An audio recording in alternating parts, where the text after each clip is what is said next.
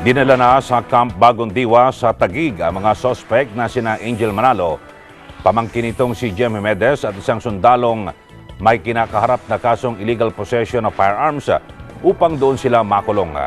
Inilipat sila mula sa Camp Karingal sa Quezon City Police District kung saan una silang nakulong matapos arestuhin sa number 36 Tandansora ng naturang lungsod noong March 2. Ang paglipat sa tatlong sospek ay batay sa commitment order na inisyu ng korte.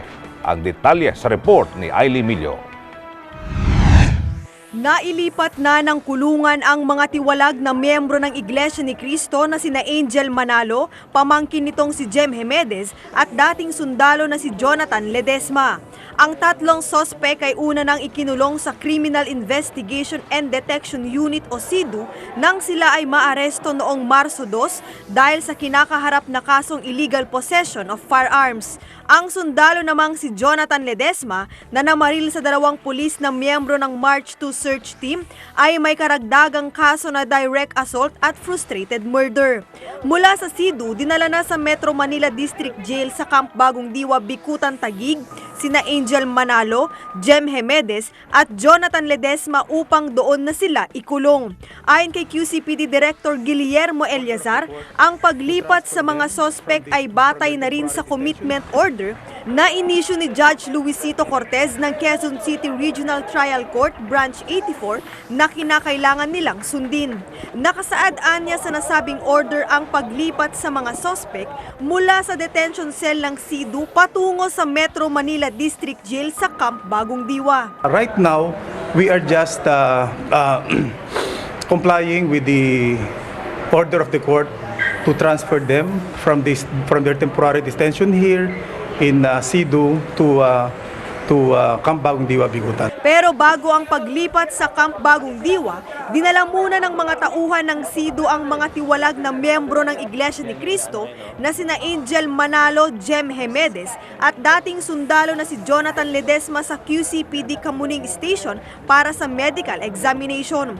Sinubukang hinga ng Eagle News team ng komento o reaksyon sina Angel Manalo pero naging pahirapang pagkuha dahil na rin sa higpit ng seguridad at ayaw din nitong magsalita. Diretso. Sir, pwede makingilan ng comments? Diretso. Pasungin sa loob. Pasok na sila, tol. Pasok sila. Pasok sila kami. Si Angel Manalo ay nahaharap sa kasong illegal possession of firearms at inirekomenda rin ng korte na no bail ang kaso nito matapos makitaan ng probable cause. Nitong Marso 2 at Marso 8 nang makumpiska ng mga otoridad ang iba't ibang high-powered firearms and ammunition, mga granada at iba pang gun accessories mula sa tinutuluyan ng mga tiwalag ng INC members sa number 36 Tandansora compound sa Quezon City na kanilang iligal na inokupahan noon. Bukod kina Angel Manalo, naaresto rin sa isinagawang search warrant operations ng pulisya ang nasa mahigit 20 kasamahan ni na Angel na iligal din na umukupa sa property ng INC sa number 36 Tandansora Avenue. Pero pinalaya rin ang mga ito matapos ang isinagawang evaluation ng Quezon City Prosecutor's Office at tanging sina Angel Manalo, Jem Jimenez at dating sundalo na si Jonathan Ledesma ang inirekomenda na sampahan ng kaso sa korte.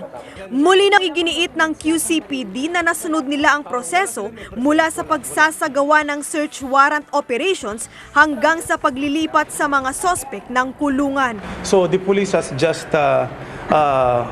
ginawa na lang trabaho natin, di ba?